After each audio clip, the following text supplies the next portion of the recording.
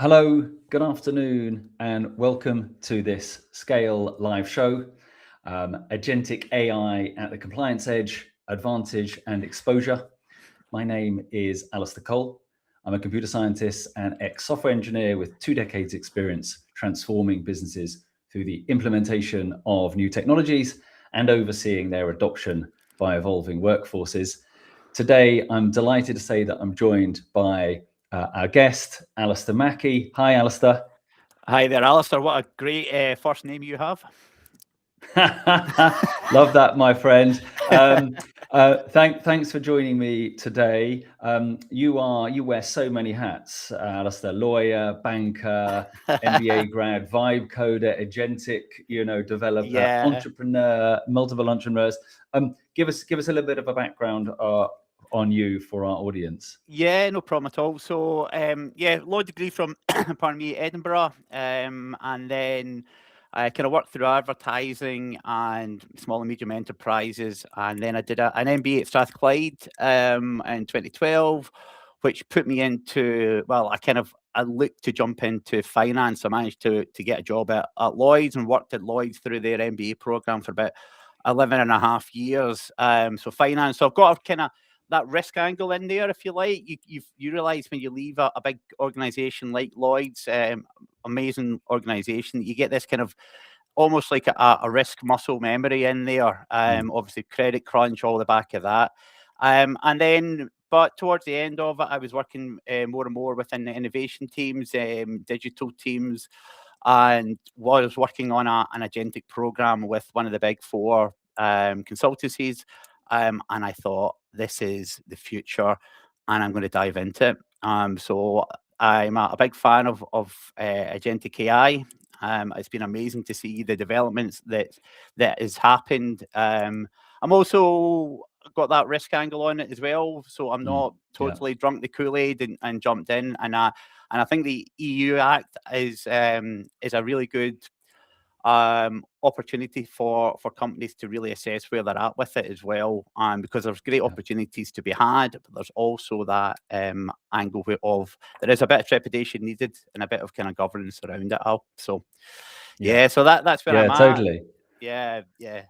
Well, so you're back north of the border now, right? And I want to come back to Scotland, but before I do, if there are anybody has any questions or comments, fire them in on LinkedIn. As well as Alistair's other hats, he's a co-founder of Scale, along with me, which launched 91 days ago. It was now, and we've got some strong experience working with regulated businesses, regulated SaaS businesses, on top of the law experience that Alistair talked about, Lloyd's at Bank of Ireland. We help them with their AI-assisted development, reducing delivery time on complex platform tasks by up to 50%, while maintaining code quality for 100 people across their repo. And you can read more about us at scalewithai.com. It's popping off in the news at the moment, not just with investment in Glasgow and Edinburgh, but obviously the World Cup. I gather that your resources were depleted recently. It's more so trying to nail down clients, because half of them are away in our first venture over to Boston, and I'm sure quite a few of them participated in trying to drink all the pubs dry, as we did manage. So I think we might not have won the World Cup, but I think we've done a pretty good effort in terms of fans over there. Also, and big up to England tomorrow night. Just get that in there. So looking forward to the game, and hopefully you guys get through. Yeah, well, that's very sporting of you, given the rivalry. I had a look at some of the tech news north of the border and found a couple of businesses. Avani in Edinburgh, a fintech firm, has just landed 12 million, and one closer to you, Nebuflow, which is a Glasgow UD spin-off, that secured 2 million in R&D grant from Scottish Enterprise. But you yourself have landed some funding recently, haven't you? Tell us all about that. So it is, in terms of talking about fintech, obviously I got an eye in a fintech from my time at Lloyd's, but Fintech Scotland's really active up here, and there's been a lot of really good kind of fintech started up here. It's a really good ecosystem for it. But the ecosystem in general for supporting startups is pretty cool up here. I've managed to secure some funding for my startup, which is WasteSync, which is a digital compliance for waste. Kind of solving the waste transport issue, and hope. Well, the big plan is to be the passport for bulk transfer in the UK, and that's a big hairy goal that I'm going for. So yeah, I'm building a regulated SaaS as well as working in consulting the regulated SaaS, Alistair. So I think I'm poacher and gamekeeper, and they're the two hats I'm wearing at the moment. So yeah. Fantastic. Well, look, we're here today to talk about your compliance expertise and your agentic strengths as well that you developed over the last kind of 12 months and beyond. And obviously, you mentioned it at the top of the show. The EUA Act is just like 19 days away, right?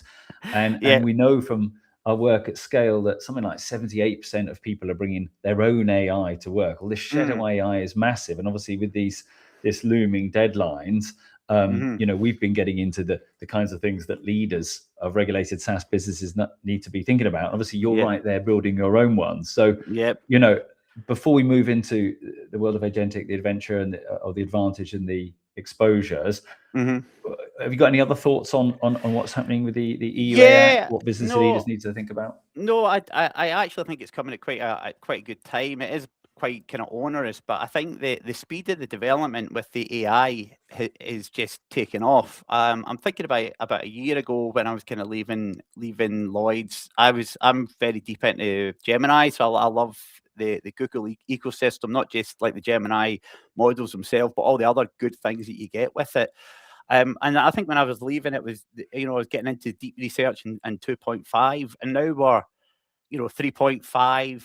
We could speed up, really, really super fast, super accurate coding that gets out there. You can spin up an agent and have it deployed really in about an hour. If from start to finish. You've had OpenClaw come in, obviously, which came in about January or so, and then that blew everyone away. And then the kind of proprietary models and the likes of Claude Code that have arrived as well. And they've brought a kind of level of legitimacy to it because they're frontier model, and Claude's pretty loved by enterprise, and was loved by the US government before they decided they didn't want them to have that final decision. But I do think that also brings another issue in terms of people letting it loose on their files and on their code, on their actual files that sit within their local disks, etc. So I think there is a moment to put your foot in the ball and really to understand where you're at. And I think that moment's now. I think it's as good as any. Yeah, well, we're 19 days away, and the clients and prospects we talk to, they've been thinking about this for a while. They've got stuff in place, and they also keen to get a kind of single view across the entire organization, and that's something we're able to help them with. Talking about the speed to spin stuff up, the advantages, are enormous. McKinsey recently reported that businesses who were successful with their AI-led transformation, we're seeing a $3 incremental increase in EBITDA versus a single dollar of investment. And there's all kinds of other good stories about shareholder returns going up and workflows being redesigned. So there's huge potential power there. How do you see the implementation or the improvement of workflows through agentic AI in terms of the humans in the loop as well? How can agentic be applied to workforces to improve things? So I'll strip it back to you. Obviously, you went for McKinsey. I'll go for some of the kind of stuff that you get through social media. So I'm a big fan of Doke, and I love my kind of the Stephen Bartlett podcast. And when you listen to some of the experts, a big theme in there is the fact that if you're not using agentic AI, or you don't have those skills at that capability when you're joining the workforce, particularly at a kind of younger age, you're going to get left behind. And a lot of that might just be somebody that kind of working in the area and really kind of progressive. But there is a lot of mention about a couple of candidates, one's got AI skills and one doesn't have AI skills, and it's quite an obvious choice that you would go down that route of hiring a person with the AI skills. So I think on a personal level, practical level, that you're going to have the skills there to do that. And then just on the other side of that, Greg Eisenberg, who has his startup school, who I'm in startups, I'm in trying to immerse myself in that culture. And he's speaking about SaaS businesses in San Francisco that are getting bought, established SaaS businesses that are getting bought for either 2 times multiples of their profit. So, repay within in 2 years, and they're getting bought and then just got totally re-engineered for Agentic, and stripped back. So I think it's one that it's not going to go away, and I think it's really seductive to think that you can program Python and that'll go away and do your tasks. You won't have to hire people. I don't believe that to be the case. I think there still needs to be that human in the loop, but from somewhere that in a corporate world where cost efficiency and bringing it back down to bottom dollar is really kind of paramount. I think that it is really seductive to think that agents can do it all. But I'm not. I'm an evangelist, but I don't think they can. So yeah, I think your point there about new starters needing those skills, it's about it's pervading everything right now. And like you say, if you're not on top of it, if you're not at the coalface, a KPMG survey with Reuters recently found that like 51% of banks were already piloting AI agents. And we're talking about banks, right? It's moving into wealth management, trading, treasury, across the board. And from your point of view, I was going to say Lloyds have an agent at their board now. So on their board meeting, so that's up with Charlie Nunn, etc., who's the chief exec there. And now they have an agent in there. Now they are quite a progressive organisation. I know it's a big, massive, like risk-averse organisation, but they were, they're pretty progressive, and they have got a really powerful app and all the rest of it. But they have an agent sitting in the board, and they'll be reporting whatever it reports back. But they are out there, and enterprise are looking to adopt them because they do see the value in it. Whether that's been realized yet, I'm a little bit more skeptical on that in terms of like, has a real, you mentioned that McKinsey report, and McKinsey aren't going to lie, are they? But I'm still a little bit skeptical about everyone getting an even distribution of the improvement through agentic AI. Yeah. And just for clarity, when we're talking about agentic AI, we're talking about autonomous AI systems that independently set goals, create plans, they execute actions, building on the large language model, which Andrew Karpathy says is the kernel, it's the cornerstone of everything, the intelligence. So there is real power there, but obviously the flip side of that potential advantage and the disadvantage if you don't move early is the exposure, right? And we've heard there are some horror stories out there, aren't there? No, there are that Terraform destroy. I love my I've as you mentioned, I've been a vibe coder, right, Al? So I went away at the start of the year, and I describe it having like my 4 kids, and then choose my favorite kids, but it's almost like the ones that could survive. But one of the things I was quite keen on is making sure that using infrastructure as code, and then that means that you put your Terraform in there, and Terraform is it's a way of making sure that the code is robust, it can be transferable, but also means that you can put an agent in there that can put Terraform destroy and then just write off all your code. And if you're and it kind of moves into the stage of it, then that's within like the code, right? But that so what about people that have just got articles, or they've written stuff on their desk, and then they've let an agent loose to organize all their files, to put it in the right way, and it deletes files, or I suppose one of the ones that I'm going to hark this back to WasteSync as well. One of the things that we're dealing with is PII, so private identifiers. And how do you separate that information? So confidential information from non-confidential information. Handle it all around GDPR. Handle it all around all the data processing as well. When you've got an agent that you don't really understand, and you've built because it's powerful and it can go away and do all your work, but when it goes away, it does all the work, and you don't have that oversight of what it does, what happens to that data? Where does it go? Do you breach? Is there a breach? How do you report that breach? How do you actually, how can you stand up and say, yeah, it really wasn't my fault, it was my agent that I built, and it went and it exposed, I don't know, let's go to the extremes, credit card details online of our customers.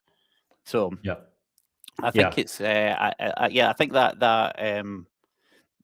well, it's almost like you do need to know what's happening with it, and you do need to understand the build on it, but you don't want to put too many shackles on it as well. So I do appreciate the kind of, I don't know, the friction that's out there.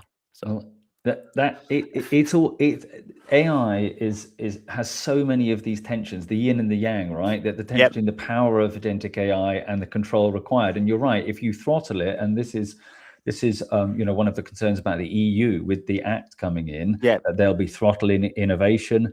I think the challenge for UK businesses that we now have different regulations to them, which is going to cause all kinds of challenges as well. But you're right about this tension. And the stats that I've seen, Douglas talks about is 9 seconds that it took Pocket OS agent to basically delete its entire customer database, right, including the backup, in 9 seconds. So the power is insane. Oh, wow. But this is where the control is needed, right? Because the exposure is so big. I think one thing. Sorry, I know you're kind of going at this, but the one thing to kind of bear in mind: this is the EU Act, and a lot of these models are, well, American in the first instance, so they have a different kind of attitude to risk and attitude to kind of development, and a bit more entrepreneurial and all of that stuff. And then there's obviously the Chinese angle in there, and the Chinese models are absolutely they're really super powerful now. You can download them onto your own machine if you've got a big enough Mac Studio, or you really want to spend a lot of money on NVIDIA PCs, so you can get really good power.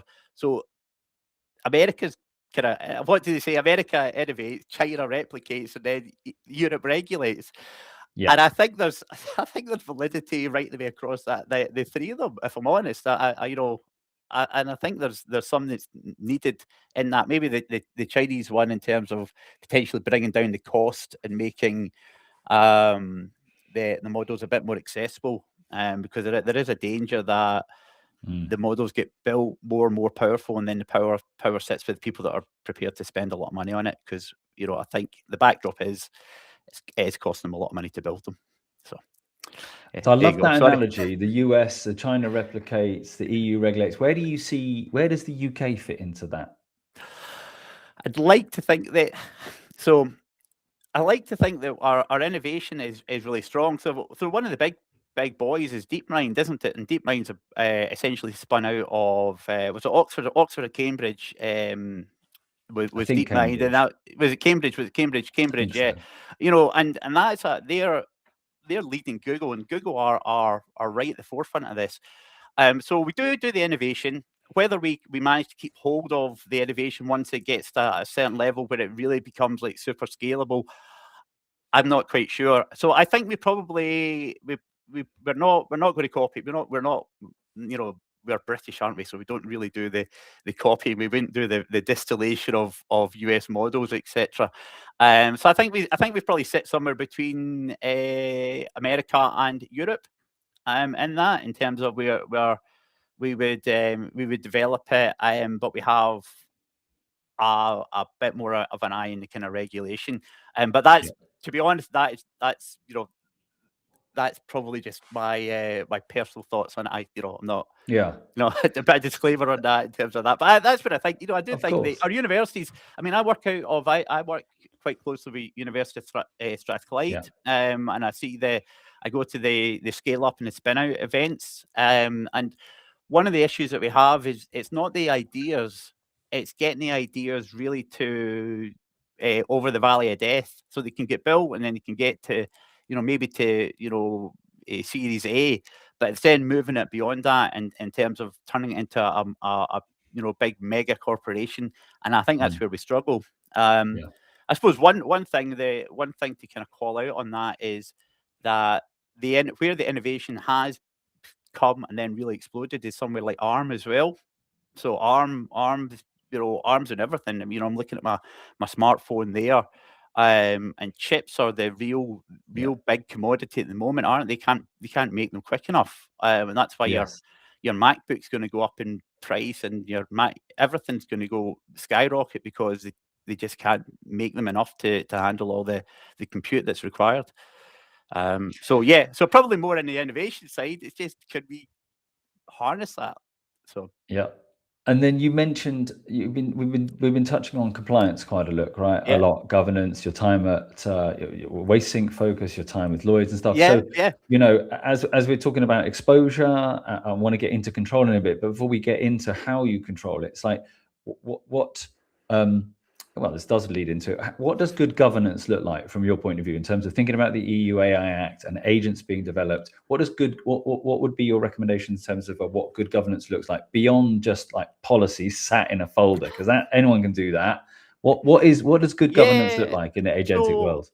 So I have kind of put quite a lot of thought into this as well, and I think the frameworks that are out there, the ISO frameworks are need to be kind of maybe not adhered to a bit, but used to build out a model and to actually understand and document in an auditable fashion how you're using your AI, what you're using your AI, and to ensure that you get the right checks and balances and the human in the loop at the right stage.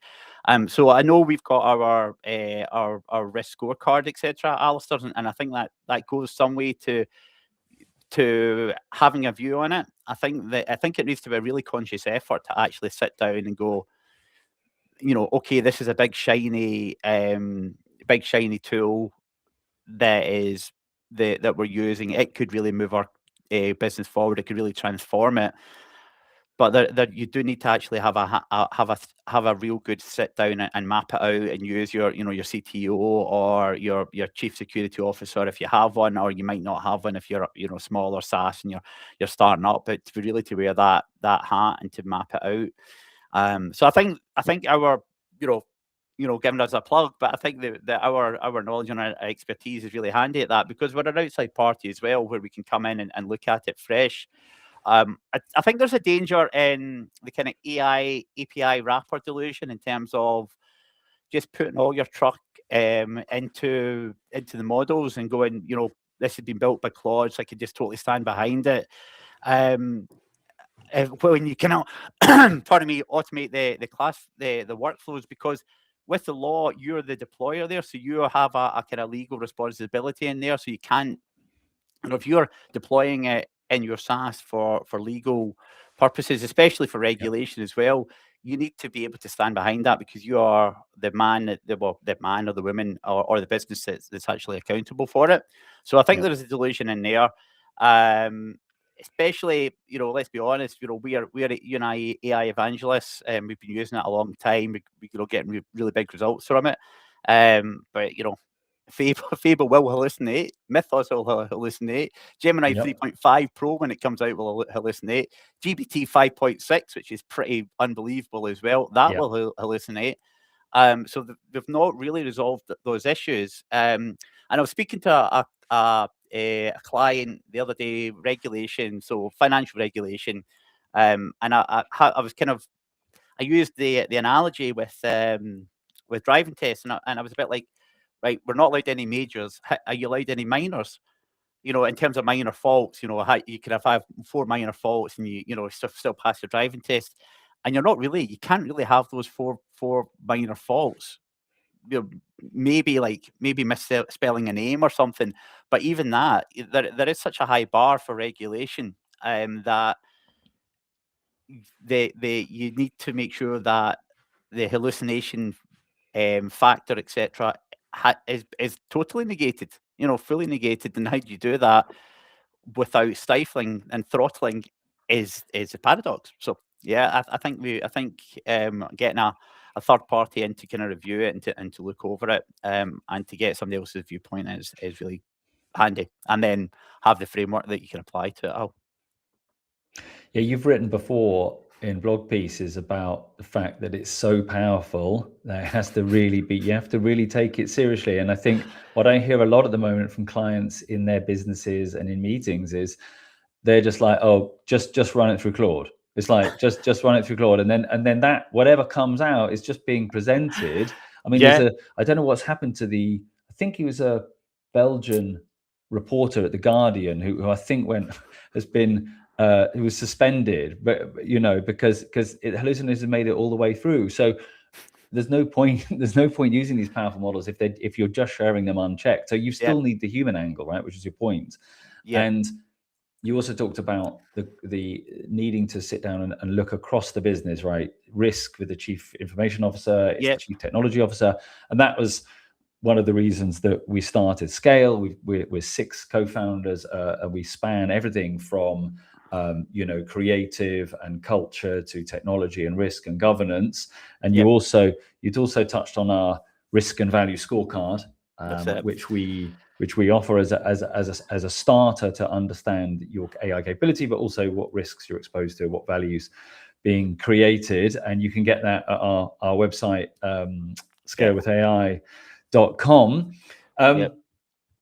So I will point out one thing, though.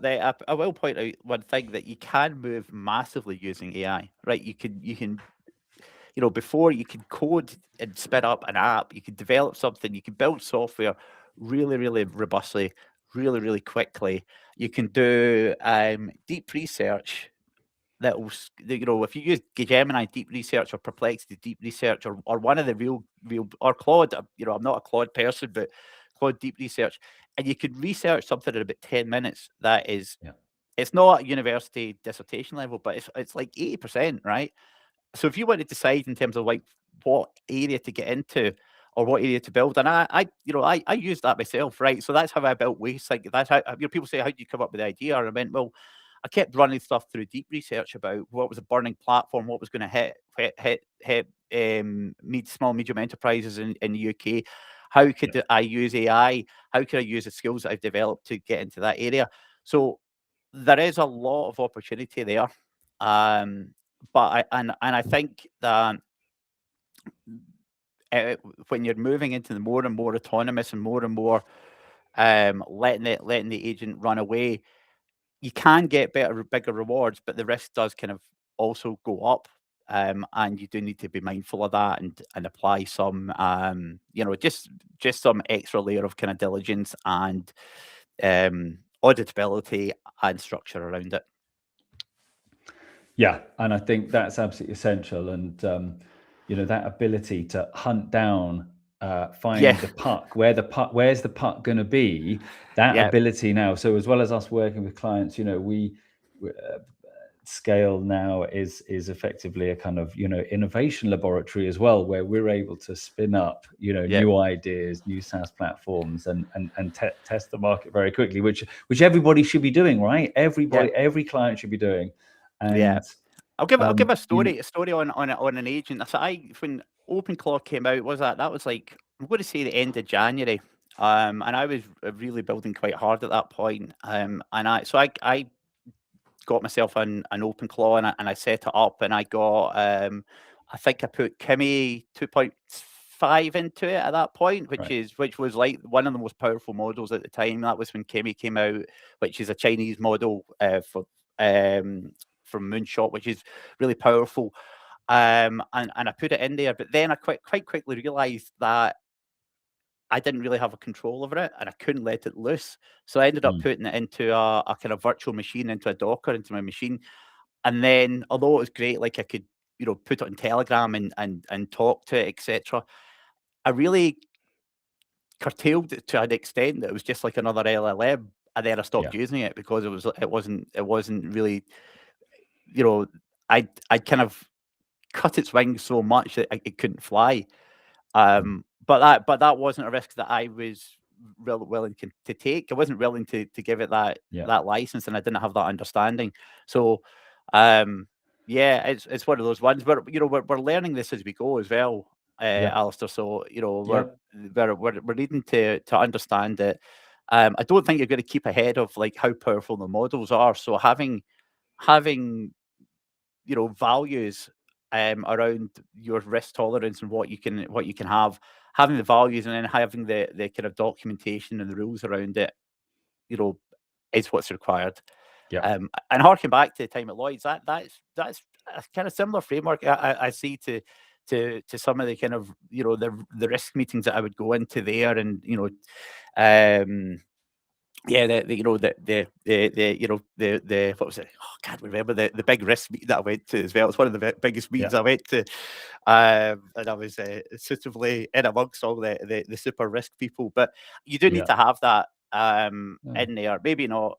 There's got to be leeway because we're software. SaaS is our software. We're trying to develop. You need to adapt quickly.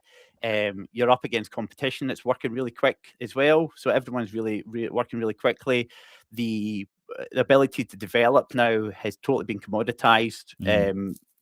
So those with ideas can spin them up really quickly. You need to keep it at the front edge of that. So it is it's dynamic, but having somebody there with you is really helpful. So I think it's essential, somebody to bounce it off, and that's why we built the scorecard in order to get a view across 8 core areas, and using all of the human skills that we have inside Scale. You mentioned Lloyd's there helping. We've helped all of these businesses with their technology transformation over the years. And look, there's some great insights there, some great stories, Alistair. Thank you so much. No problem. Really, good. I love it. Really great. It's you're talking about a topic that I absolutely love. Yeah. I was watching. I think I said to you before we joined. I was watching Naval Ravikant on a podcast, and he's saying, once you love something, you don't memorize it. And I feel that I came into this right. I'm just going to shoot from the hip and bring it all from the grey matter, my understanding. And I think you need to, but then when you're really deploying it, you do need to have those rules around it as well. So you've got to have the guidance. I mean, imagine how I feel. I went to uni in the mid 90s, and I read artificial intelligence because I was excited about the future, and then it all just went away. So I'm giddy now, right? I loving working at Scale with you all, and we're right at the vanguard, and it is very, very exciting. It's fantastic. I mean, you talked about the hallucinations there. I think that would be a big one if new models were able to eviscerate that just down to a few minors. Now we'd be talking about a new kind of game. So it's very exciting to see. We could talk about it all day, but we can't. We're going to have to stop there. However, if you're liking the chat about the EU AI Act, 2 weeks on Friday.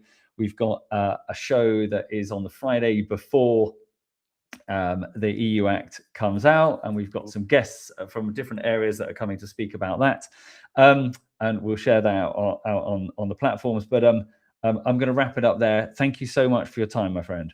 Yeah, I know. Thank you very much. Thoroughly enjoyed it. And just when I leave, big shout out. Good luck to England tomorrow night. I've been loving this World Cup. So. Good luck to all the teams, because I'm sure we'll have people from different countries on. But big up to England, and I hope you guys go over the line. That's very good of you. Okay, we'll leave it there. Thanks. Goodbye. Bye. Cheers.